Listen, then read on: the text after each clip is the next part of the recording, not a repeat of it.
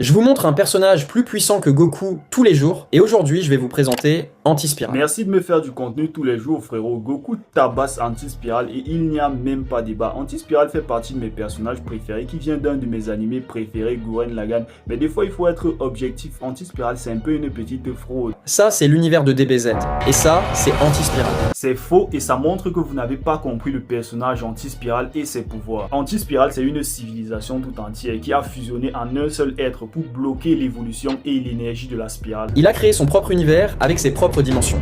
Oui et non, c'est plus judicieux de dire qu'il a créé sa propre dimension dans laquelle il contrôle absolument tout. Dimension où il se cache et où se déroulera le combat final qui se situe entre la membrane de la 10e dimension et de la 11e dimension. Et bien sûr, il est capable de les éradiquer de la réalité quand il le veut. En plus d'être omniprésent au sein même de son univers, il est même décrit comme étant l'univers lui-même. Il contrôle tout ce qui s'y trouve, manipulant les probabilités et la physique pour que son ennemi n'ait absolument aucune chance de gagner contre lui. En gros, si Goku devait se battre contre lui, il pourrait tout simplement faire en sorte que ce dernier n'ait jamais existé.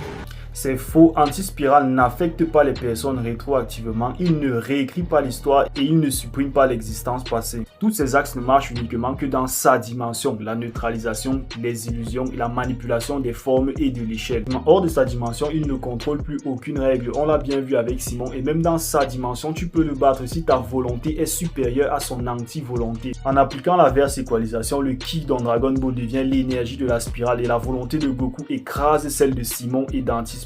Goku peut facilement détruire la dimension d'Anti-Spiral pour qu'un Saibaman termine le taf comme Simon l'a fait. Pourquoi est-ce que vous faites tous comme si on n'a pas vu le même combat?